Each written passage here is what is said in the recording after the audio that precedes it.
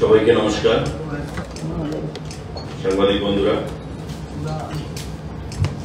গতকাল আমাদের cabinet meeting সম্পন্ন হয়েছে। মাননীয় মুখ্যমন্ত্রী এবং মন্ত্রিপরিষদের অন্যান্য সদস্যদের উপস্থিতিতে কিছু সিদ্ধান্ত যা গ্রহণ করা হয়েছে আপনাদের মাধ্যমে আমরা রাজ্যের জনগণকে অবগত করতে চাইছি। Proposal for direct recruitment of junior engineers in rural development. গ্রাম উন্নয়ন দপ্তর আমাদের সিদ্ধান্ত গ্রহণ করা হয়েছে গতকাল যে 198 জুনিয়র ইঞ্জিনিয়ার নিয়োগ করা হবে, সিভিল ইঞ্জিনিয়ার। তার মধ্যে ডিগ্রি 105 এবং ডিপ্লোমা 93 নম্বর। অর্থাৎ 198 জনের মধ্যে যারা ডিগ্রি করা আছে, বিটেক করা আছে, তাদের সংখ্যাটা হচ্ছে 105। তারা অ্যাপ্লাই করতে পারবে for the post of junior engineer. এবং যারা ডিপ্লোমা করেছে সিভিল ইঞ্জিনিয়ারিং, তাদের সংখ্যাটা হচ্ছে 93। ডিগ্রি এবং ডিপ্লোমা যাদের কোয়ালিফিকেশন আছে সিভিল ইঞ্জিনিয়ারিং এ, তারা জুনিয়র ইঞ্জিনিয়ার পোস্টের জন্য অ্যাপ্লাই করতে পারবে। টোটাল 198টা পোস্ট, তার মধ্যে ডিগ্রি আছে 105 এবং 93টা রয়েছে আমাদের ডিপ্লোমা। এই এক্সাম কন্ডাক্ট করবে টিপিএসসি। আরডি ডিপার্টমেন্ট থেকে গতকাল ক্যাবিনেট মেমো পেশ করা হয়েছে। কাউন্সিল অফ মিনিস্টার্স মাননীয় মুখ্যমন্ত্রীর পৌরোহিত্যে এই প্রপোজালের অনুমোদন প্রদান করেছে। আরডি ডিপার্টমেন্ট 198টা ইঞ্জিনিয়ার নিয়োগ করবে, ডিগ্রি এবং ডিপ্লোমা। ডিগ্রি 105, ডিপ্লোমা 93 এবং দুটো পোস্টই হবে জুনিয়র ইঞ্জিনিয়ারের জন্য পোস্ট। সাংবাদিক বন্ধুরা, আরেকটা গুরুত্বপূর্ণ সিদ্ধান্ত, শিক্ষা দপ্তরের approval for creation and filling up of 1566 post of teachers at elementary level and undergraduate teacher for primary level. আপনারা জানেন যে আমাদের যে বিভিন্ন বিদ্যালয়গুলো রয়েছে তাদের শিক্ষকের স্বল্পতা কিছুটা রয়েছে এবং সেটা মেটানোর চিন্তা ভাবনা মাথায় নিয়ে শিক্ষা দপ্তর থেকে আমাদের for the post of undergraduate teacher and graduate teacher সিদ্ধান্ত গ্রহণ করা হয়েছে। Post creation and filling up 1566 জনকে সেখানে রিক্রুট করা হবে। আন্ডারগ্রাজুয়েট টিচার এবং গ্রাজুয়েট টিচার 1566 জন। সম্পূর্ণটা টিআরবিটি করবে। যে টিআরবিটি আপনারা জানেন টেটের মাধ্যমে যারা আমাদের টেট সেখানে পরীক্ষা গ্রহণ করছে টিআরবিটি, সেই টিআরবিটি যে গাইডলাইন রয়েছে সেই গাইডলাইন মোতাবেক 1566 জন আন্ডার গ্রাজুয়েট এবং আমাদের গ্রাজুয়েট টিচার সেখানে নিয়োগ করবে। গতকাল ক্যাবিনেটের মিটিং এ সেই সিদ্ধান্ত গ্রহণ করা হয়েছে। গ্রাজুয়েট টিচার সেটা দপ্তরের কাছে রয়েছে। এটা one time creation and filling এসছে একসঙ্গে। আগে কি হতো, পোস্ট ক্রিয়েশন হতো, তারপর আবার ফিলিং আপ জন্য আসতো। তো বর্তমানে আমরা in one go creation and filling up একসঙ্গে ক্যাবিনেট অনুমোদন দিয়েছে। তার মধ্যে আমি আপনাকে পেপার 1 না, এখানে ব্রেকআপটা এখানে দেওয়া হয়। এটা তার পরবর্তী সময় স্কুলগুলোর সঙ্গে আলোচনা করে রিকুইজিশন এনে সেই সিদ্ধান্ত গ্রহণ করা হবে। তো টোটাল আজকে যে কিউমুলেটিভ ফিগারটা আছে সেটা হচ্ছে 1566 1566 আন্ডার গ্রাজুয়েট এবং গ্রাজুয়েট টিচার সেখানে নিয়োগ করা হবে। এটা অলরেডি ক্যাবিনেট অনুমোদন দিয়ে দিয়েছে। টিআরবিটি যে প্রেসক্রাইব যে গাইডলাইন রয়েছে সেই গাইডলাইন মোতাবেক সেই সিদ্ধান্ত গ্রহণ করবে। সাংবাদিক বন্ধুরা, আরেকটা গুরুত্বপূর্ণ সিদ্ধান্ত আমাদের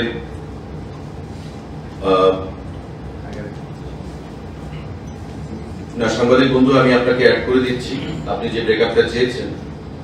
the council of ministers has, এটা পরে প্রেস নোটে দিয়ে দেওয়া হয়েছে, the council of ministers has given kind consent for creation and filling up of 1566 number post of teachers, undergraduate হচ্ছে 1099,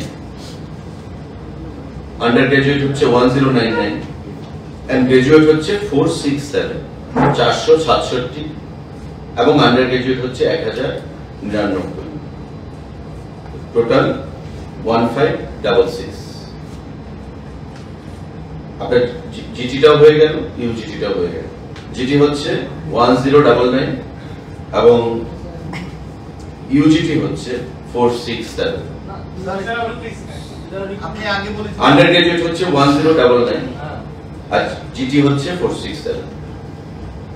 ঠিক আছে, এটা হচ্ছে total 1566। Creation and filling up in one go, এটা সিদ্ধান্ত গ্রহণ করা হয়েছে ক্যাবিনেটের তরফ থেকে। আপনারা জানেন যে সাংবাদিক বন্ধুরা, আমাদের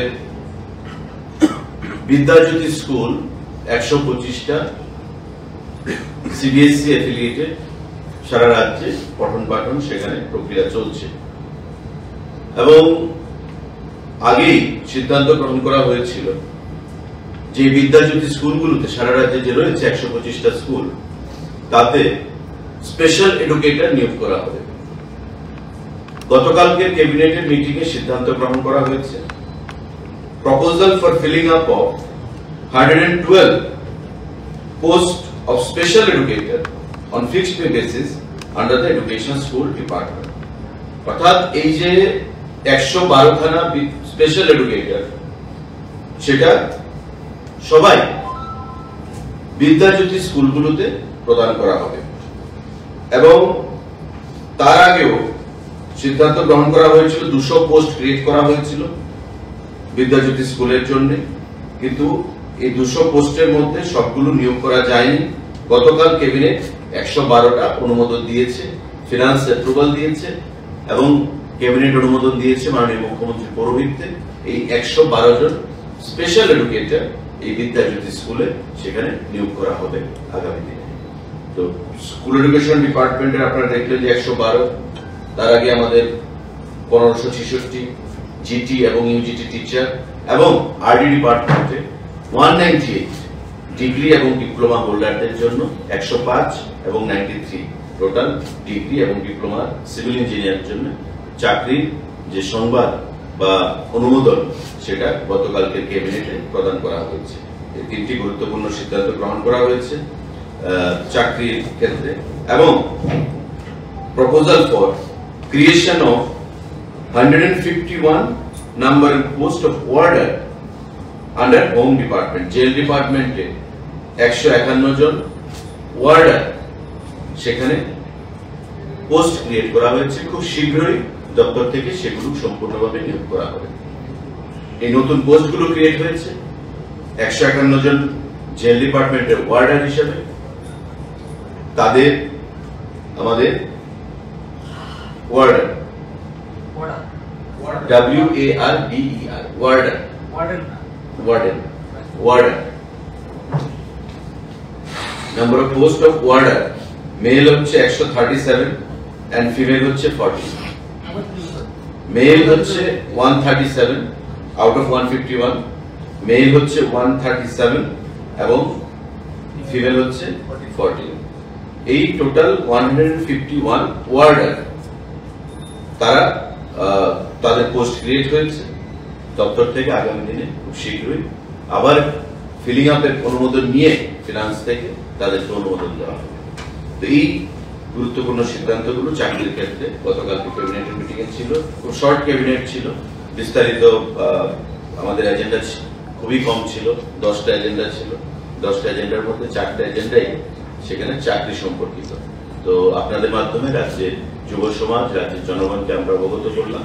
সাংবাদিক বন্ধুদের যদি এই বিষয়ে কোনো প্রশ্ন থাকে।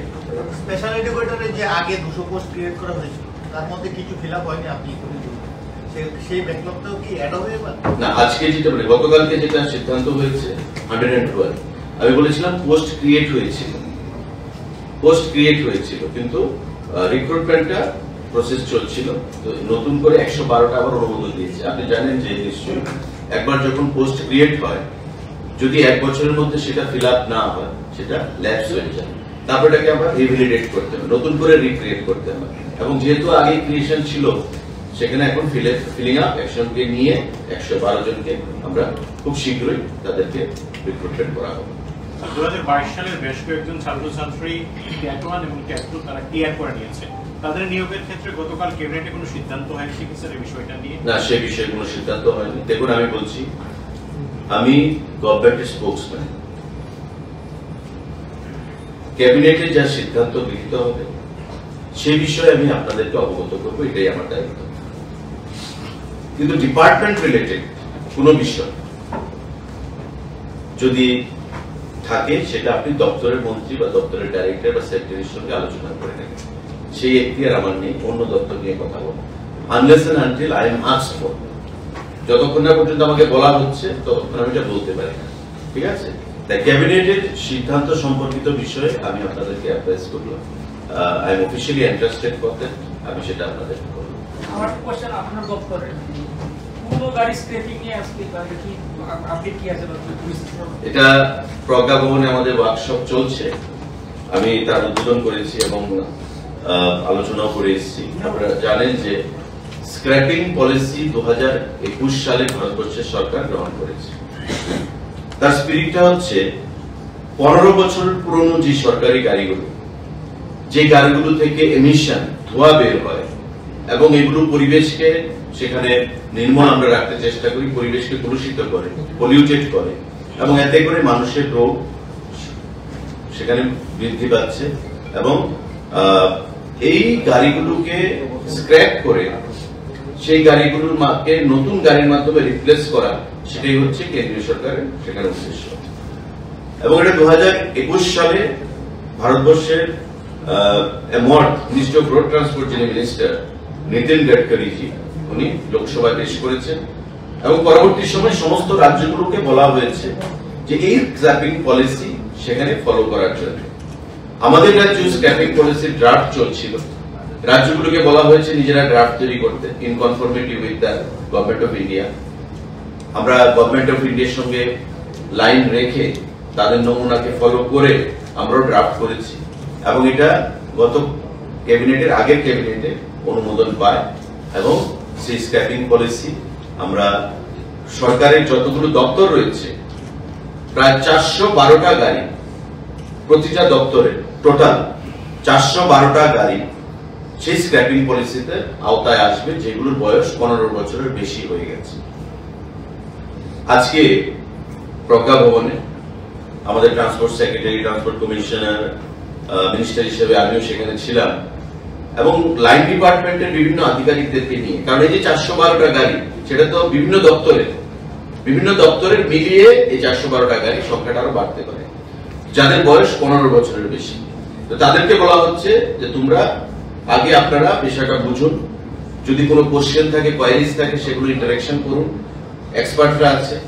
এবং যারা এই স্ক্র্যাপিং পলিসিটাকে ইমপ্লিমেন্ট করবে, এমএসটিসি, এটা ভারতবর্ষের স্টিল কোম্পানি মানে মিনিস্ট্রি যে রয়েছে, সেই স্টিল অথরিটি অফ ইন্ডিয়া, সেই মিনিস্ট্রির আন্ডারে এই এমএসটিসি, এটা একটা নবরত্ন কোম্পানি।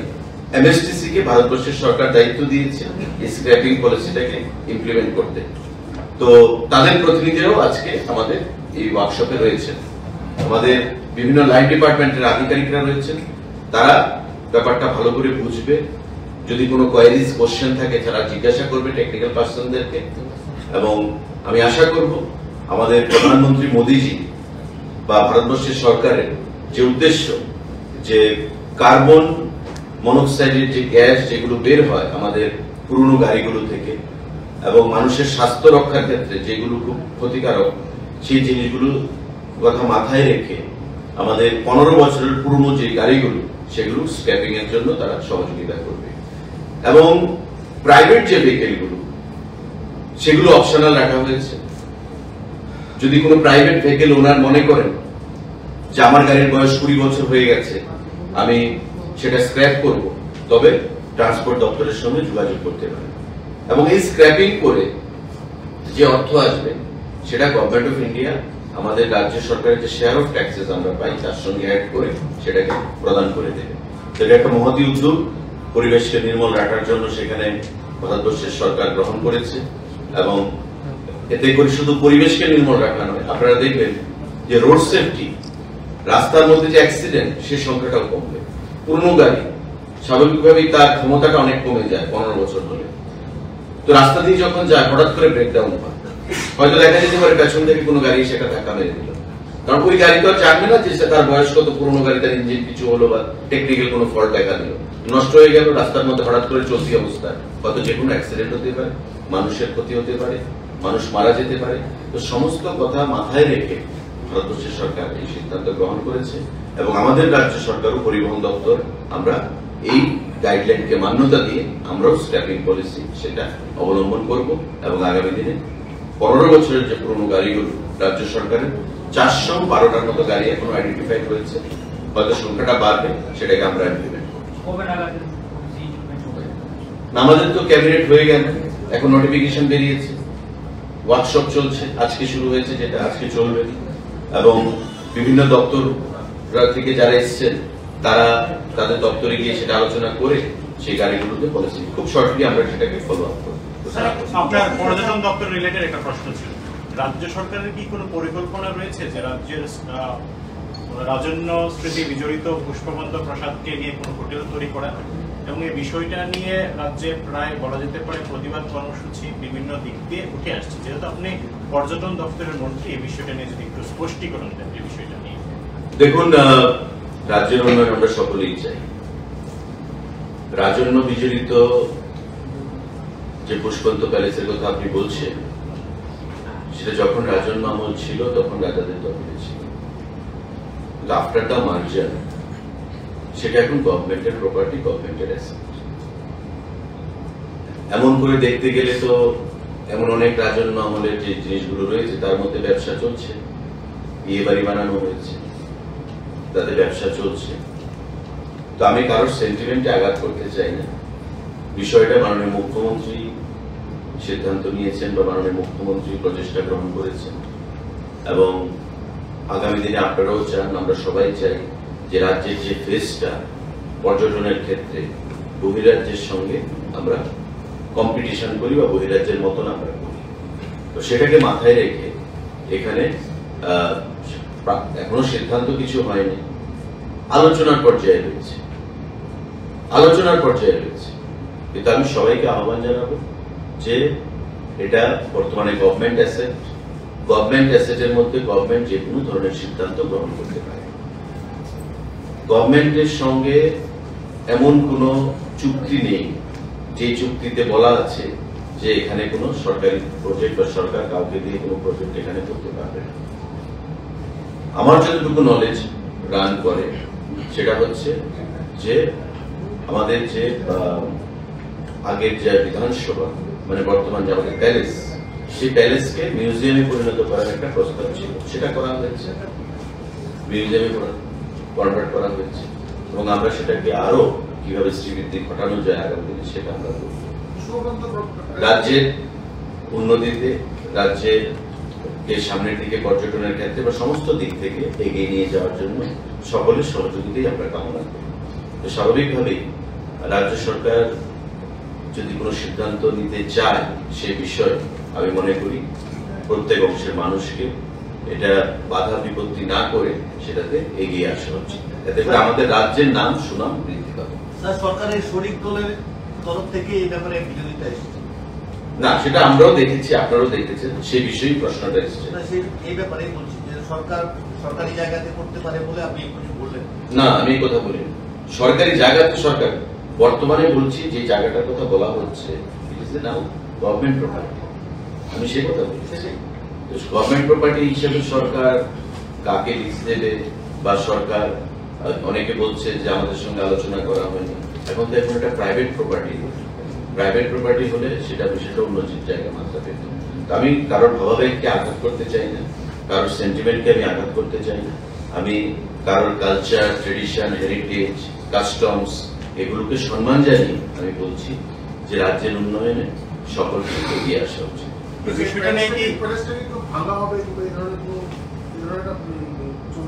না, এমন কোনো প্রস্তাব নেই। আপনি সাংবাদিক বন্ধু, আপনি এখান থেকে যাওয়ার আর পর সময় আপনি গিয়ে দেখে যাবেন, এটা রেট্রোফিটিং এর কাজ হচ্ছে। রেট্রোফিটিংটা কেন হচ্ছে? রেট্রোফিটিংটা হচ্ছে এটা যে মানে ডিলাপিটেটেড কন্ডিশন, আর্থকুয়েকের সেখানে অনেক আগে তৈরি, আর্থকুয়েকের সেখানে মানে যখন হয়, আপনারা জানেন যে এটা রাজভবন ছিল, রাজ্যপাল থাকতেন, এবং অনেক রাজ্যপাল এখানে থাকার সময় যখন আর্থকুয়েক হতো ওনারা ভয় পেতেন। তাই সঙ্গে সঙ্গে আপনি পেছনের দিকে দেখবেন, পেছনের গেটের সঙ্গে আরেকটা বিল্ডিং করা হয়েছে। আমার মনে আছে একজন রাজ্যপাল ছিলেন ডিওয়াই পাটিল, উনি সেখান থেকে শিফট হয়ে ওই বিল্ডিং এ চলে গেছেন। ওনার ভয় ছিল যে আর্থকুয়েকে বিল্ডিং মানে শেকি নড়ে চলে। তো এটাকে রেট্রোফিটিং করা হচ্ছে, এবং এটা রেট্রোফিটিং করে এটাতে ডিজিটাল মিউজিয়ামের একটা প্রস্তাব ছিল। কিন্তু ডিজিটাল মিউজিয়াম, আর যেখানে অলরেডি একটা মিউজিয়াম আমাদের রয়েছে, আমাদের উজ্জ্বল প্যালেস, তো সেখানে ডিজিটাল মিউজিয়ামের কনসেপ্ট এখানে চলবে। আর ডিজিটাল মিউজিয়ামে কত মানুষ আসবে, কে দেখতে আসবে? যেখানে অলরেডি রাজাদের ইতিহাস বা রাজাদের যে জিনিসপত্র বা তাদের মানে ইতিহাস বিজড়িত যে জিনিসগুলো, সেগুলো আমরা মিউজিয়ামে রাখবো। তো মিউজিয়ামে আমরা রাখছি, সেটাকে আমরা বিশালভাবে সেই মিউজিয়ামকে আমরা পরিচালনা করছি, আরো আগামী দিনে করব। তাই আপনাদের যেটা প্রশ্ন, যেটা ভাঙার যে কোনো পরিকল্পনা, ভাঙার কোনো পরিকল্পনা নেই, কারণ এটাই তো আমাদের মানে হেরিটেজ বিল্ডিং ফেস, যেটা ভেঙে আমাদের কি লাভ হবে? যাই হোক, কারোর স্মৃতিতে, কারোর মানে সেন্টিমেন্টে, কারোর কালচার, ট্রেডিশন, তাতে আমাদের আঘাত করার কোনো চিন্তা ভাবনা, মানসিকতা নেই। আমরা সম্মান জানিয়ে বলছি সেই সমস্ত জিনিসগুলোতে যে রাজ্যের উন্নয়নে আপনারা এগিয়ে আসুন, প্রত্যেকে এগিয়ে আসুন। এটা একটা সিদ্ধান্ত যদি হয়, সেটাকে প্রত্যেকে স্বাগত জানানো উচিত। এজ এ ত্রিপুরাবাসী হিসেবে আমরা প্রত্যেকে কমন সিটিজেন হিসেবে রাজ্যে আমরা চাই রাজ্যে ভালো জিনিস আসুক, রাজ্যের ফেসটা বিশ্বের দরবারে চায়। আজকে আপনি দেখুন পার্শ্ববর্তী রাজ্যে, আমাদের সিকিমে, আমাদের মেঘালয়ে, আমাদের আসামে আজকে কত মানে ডেভেলপমেন্ট হয়ে গেছে। কিন্তু আমাদের কিছু বন্ধা রাজনীতি, বন্ধা চিন্তাধারা, আমরা কিছু একটা জিনিস থেকে লিমিটেশন থেকে উপরে উঠতে পারি না। সেই জিনিসগুলো থেকে যদি আমরা উপরে উঠতে না পারি, তবে আমরা আগামী দিনে এগিয়ে যেতে পারবো না। তো আমি with all sincerity and respect to everyone, আমি এটাই আহ্বান জানাবো যে আপনারা রাজ্য সরকারের যে প্রচেষ্টা, সেটাকে স্বাগত জানান, সহযোগিতা করুন, যাতে আগামী দিনে রাজ্য সরকারের যে উন্নয়নের দিশায় কাজ করছে সেটাতে আমরা সফলতা লাভ করতে পারি। এখনো আলোচনার পর্যায়ে রয়েছে, এমন কিছু ফাইনাল শেপ নেই। No discussion in cabinet as of now. এই ব্যাপারে কোনো লিখিত প্রস্তাব এসেছে কোনো পার্টি করবে যারা করতে চায়? লিখিত প্রস্তাব দেখুন, আপনি প্রস্তাব এলেই তো আপনি আমার সঙ্গে আলোচনা করবেন। আমি তো বললাম যে আলোচনার পর্যায়ে রয়েছে, সমস্ত জিনিসটাই আলোচনার পর্যায়ে রয়েছে। এখনো কোনো মেমোরেন্ডাম অফ আন্ডারস্ট্যান্ডিং, এগ্রিমেন্ট, মৌজ এটাই করতে হবে দু পার্টির মধ্যে, এমন কিছুই হয়নি, আলোচনার পর্যায়ে রয়েছে। তো আলোচনার পর্যায়ে সকলে জেনেছে, সবাই জেনেছে। এখন এটাকে অনেকে মনে করছে যে আমার সেন্টিমেন্টে আঘাত করা হয়েছে, আমাকে জিজ্ঞাসা করা হয়নি। আমি আবারও বলবো যে আমরা সবাই জানি না ইটস এ গভর্নমেন্ট প্রপার্টি। তো গভর্নমেন্ট প্রপার্টি হিসেবে গভর্নমেন্ট যে কোনো সিদ্ধান্ত গ্রহণ করতেই পারে। তো সে বিষয়ে কারোর সেন্টিমেন্টে আঘাত করার কোনো বিষয় নেই। তারপর আলোচনা করা যেতে পারে, মাননীয় মুখ্যমন্ত্রী সে বিষয়ে আলোচনা করবেন, যদি প্রয়োজন হয় মাননীয় মুখ্যমন্ত্রী সে বিষয়ে সিদ্ধান্ত নেবেন। আচ্ছা, আরেকটা বিষয়, আপনার ডিপার্টমেন্টে মাতাবাড়ি রেপ্লিকের জন্য 57 কোটি টাকা দিয়েছে, এটা আমাদের বিশাল অ্যাচিভমেন্ট আমি বলবো। আমি প্রায়ই আপনাদেরকে বলি যে আমাদের মাননীয় প্রধানমন্ত্রী, আমাদের রাজ্যের মাননীয় মুখ্যমন্ত্রী এবং আমি পর্যটন দপ্তরের মন্ত্রী হিসেবে এটা একটা স্বপ্ন যে আমি 2 বছরের মধ্যে রাজ্যের পর্যটনটাকে একটা অন্য মাত্রায় নিয়ে যাওয়ার চেষ্টা আমরা করি, এবং সেই দিশায় একটা লং টার্ম পার্সপেক্টিভ নিয়ে, সুদূর প্রসারী একটা পরিকল্পনা নিয়ে আমরা এগিয়ে যাচ্ছি। এতে করে বিগত দিনে অনেকবার আপনারা সাংবাদিক বন্ধুরা যারা আছেন তাদেরকে আমরা বলেছি কোথায় কত কোটি টাকার ইনভেস্টমেন্ট আমাদের হচ্ছে বা কাজ হচ্ছে। Already work is in progress রাজ্যের বিভিন্ন প্রান্তে। শক্তিপীঠের যে প্রজেক্ট, সেটা আপনি জানেন যে একবার আলোচনা হয়েছিল আমাদের সরকার আসার পরে, কিন্তু সেটা সামনের দিকে এগোয়। এবং পরবর্তী সময় 2023 সালে সরকার গঠনের পর পর্যটন দপ্তর আমার কাছে দেওয়া হয়েছে। আমরা কথা বলেছি কেন্দ্রীয় সরকারের সঙ্গে, কথা বলে বন্দোয়ারের যে ল্যান্ডটা, যে জায়গাটা রয়েছে, সেই জায়গাটাও ট্যুরিজমের নামে আনা হয়েছে।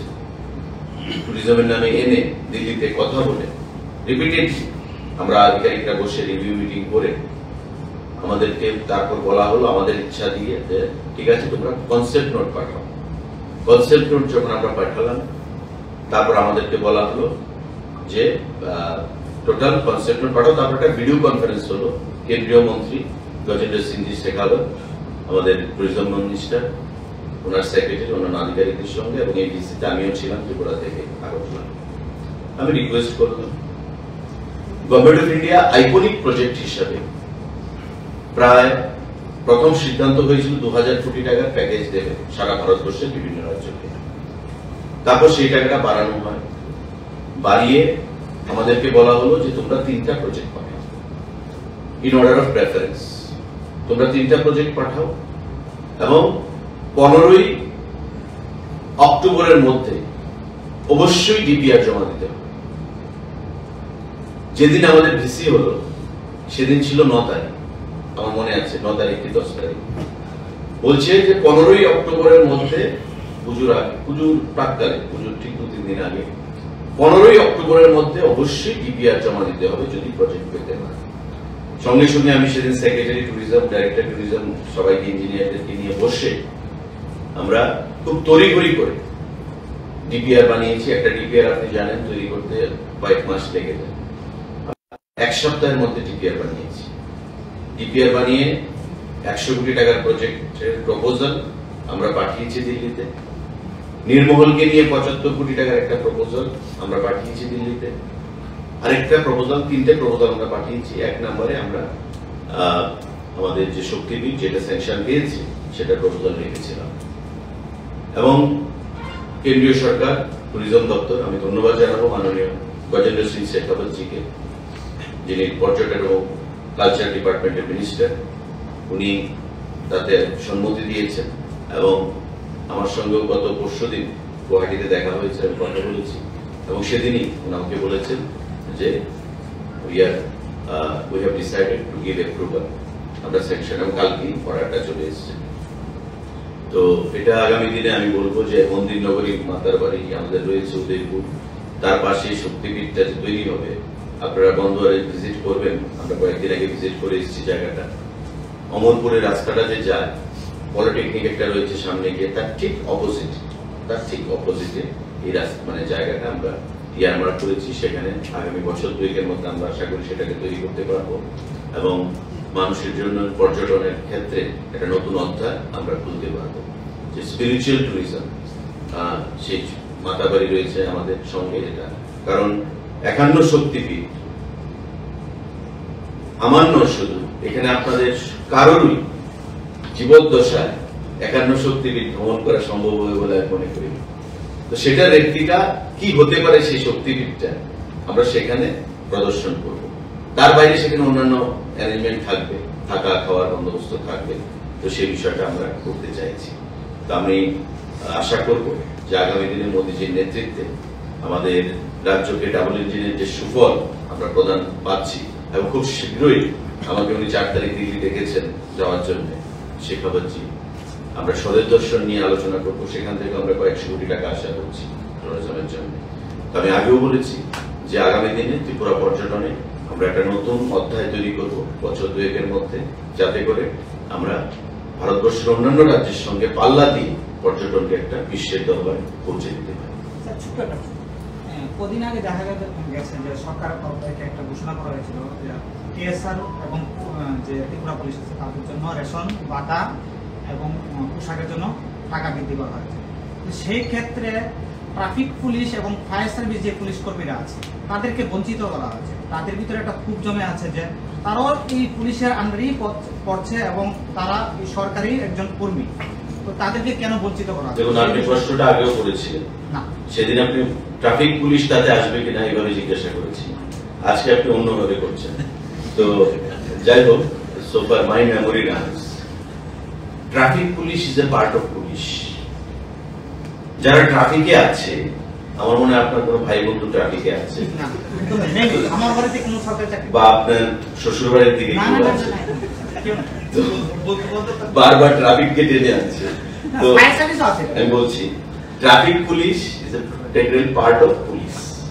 যারা ট্রাফিকে কাজ করে তারা পুলিশ ডিপার্টমেন্ট থেকেই যায়। আবার দেখবেন, আজকে আমি ট্রাফিকের ড্রেস পরে রাস্তায় ডিউটি করছি, কালকে হয়তো আমি দেখবেন পুলিশের খাকি ভর্তি করে আমি বন্দুক নিয়ে হয়তো ডিউটি করছি। তো ট্রাফিক পুলিশের আলাদা কোনো মানে রিক্রুটমেন্ট পলিসি নেই, বা ট্রাফিক পুলিশ আলাদা একটা ইউনিট এমন নয়, ট্রাফিক পুলিশেরই পার্ট। তো পুলিশ যদি পায়, আমি ট্রাফিকও পাবে বলে আমি আশা করি। তারপর আমি মাননীয় হোম মিনিস্টার বা মুখ্যমন্ত্রীর সঙ্গে বা ডিজিপির সঙ্গে কথা বলবো। আর ফায়ার সার্ভিস সেটা আলাদা ডাইরেক্টরেট। ফায়ার সার্ভিসের কাজটা কিন্তু পুলিশের মতো নয়। ফায়ার সার্ভিসের কাজটা হচ্ছে অগ্নি নির্বাপক, আগুন নেভানোর কাজ। ফায়ার সার্ভিসকে দিয়ে আমি ল অ্যান্ড অর্ডার ডিউটি করাই না। ফায়ার সার্ভিসকে দিয়ে আমি আগুন নেভানোর কাজ ছাড়া অন্য কোনো কাজ কিন্তু আমি করি না, ঠিক আছে? তো ফায়ার সার্ভিসকেও কি করে দেওয়া যায়, নিশ্চয়ই আমি আগামী দিনে মাননীয় মুখ্যমন্ত্রীর সঙ্গে সেই বিষয়ে কথা বলবো। কিন্তু ট্রাফিক পুলিশের যে ইস্যুটা, সেটা আপনার পুলিশেরই পার্ট, তারা traffic police. Thank you. Sir, একটা জিজ্ঞাসা ছিল স্যার, এই যে স্ক্র্যাপিং এর ব্যাপারে যে বললেন সরকারি 412 টাকা, প্রাইভেট সেক্টরের জন্য এটা অপশনাল কেন রাখা হলো? Since it also creates health Hazard. No, it's a very important question, but private vehicles are used single-handedly. If you have a vehicle that is not used for official purpose, that is used exclusively by yourself only, কিন্তু official যে vehicles গুলো আছে সেগুলো ধরুন বছরের পর বছর ধরে মেইনটেনেন্সটা হয় না, তো স্বাভাবিকভাবে ডিজেলটা চেঞ্জ হচ্ছে না। আপনি একটা গাড়ি কিনলেন, আপনি কিন্তু খুব টাইমলি এটাকে আপনি সার্ভিসিং করাচ্ছেন। আপনি নিজেকে যেমন ভালোবাসেন, ডাক্তার দেখান, অসুস্থতা বোধ করলে আপনার গাড়িটাকেও কিন্তু আপনি 3 মাসের মধ্যে না হলেও 4 মাসের মাথায় আপনি সার্ভিসিং করাচ্ছেন। তো প্রপার মেইনটেনেন্সটা যদি থাকে, তো স্বাভাবিকভাবে তার হেলথ কন্ডিশনটা ভালো থাকে। তাই সেটাকে অপশনাল রাখা হয়েছে এবং 20 বছর অব্দি রাখা হয়েছে, যে উইথ এজ লিমিট অফ 20 যদি প্রাইভেট ভেহিকল ওনার যারা আছে তারা যদি মনে করে যে স্ক্র্যাপিং তারা করবে, they may come into contact with the transport department for necessary action. কিন্তু স্যার, আমি মেইনলি বলতে চাইছিলাম বাস, লরি, এগুলি তো আরো বেশি মানে দূষণ করছে এই জায়গাটা। না, সেগুলো আমি তো বললাম অপশনাল রাখা হয়েছে। দেখুন, ভারতবর্ষের সরকার এটাকে করেছে 2021 সালে, 22, 23, 24-এ আমরা ফেক এন্ডে দাঁড়িয়ে গেছি, আজকে 24-এরও শেষের পথে আমরা। তো সারা দেশে সার্কুলার দেওয়া হয়েছে, কোনো কোনো রাজ্য করছে, কোনো কোনো রাজ্য করছে না। বাট যেহেতু আমরা দিল্লিতে এবং রাজ্যে একই সরকার, we must work in conformity with Government of India, in line with Government of India. তো সেই ক্ষেত্রে আমাদেরও এটাকে ড্রাফট করে ম্যাটেরিয়ালাইজ করতে, ইমপ্লিমেন্ট করতে আমাদের কিছু সময় লেগেছে, এবং ক্যাবিনেটও একবার এসেছে, তারপর কিছু টেকনিক্যাল প্রবলেম ছিল, সেটা ড্রপ হয়েছে। এখন টু স্টার্ট উইথ আমরা দেখি যে 412টা গাড়ি রেসপন্সটা কেমন, how it goes to start with. তারপর দেখে আমরা ধীরে ধীরে সেটাকে প্রাইভেট ভেহিকলের ক্ষেত্রেও আমরা ম্যান্ডেটরি করব। কেননা ইদানিং কালে দেখা যাচ্ছে মোবাইলে যে air quality is very poor, like in Delhi. দিল্লিতে আরো খারাপ। আপনি দিল্লিতে যে এয়ার কোয়ালিটির যে ইন্ডেক্স, যেটা আপনি দেখবেন ভারতবর্ষের মধ্যে সব থেকে মানে হ্যাজার্ডাস আমি বলবো। তো আমাদের রাজ্যে সেই পরিমাণ নেই, কিন্তু তারপরেও আগামী দিনের জন্য প্রিকশনারি মেজার আমাদেরকে নিতে হবে, সো দ্যাট আমরা এই যে স্ক্র্যাপিং এর মাধ্যমে আমরা পরিবেশকে নির্মূল রাখতে পারি। তো আমি বললাম যে এটা সরকারি ভাবে গাড়িগুলো আমরা আগে করি, তারপর আমরা প্রাইভেটটাকে ম্যান্ডেটরি করব। 412টার মধ্যে কেআরটিসি বাসটা সব রয়েছে। প্রাইভেট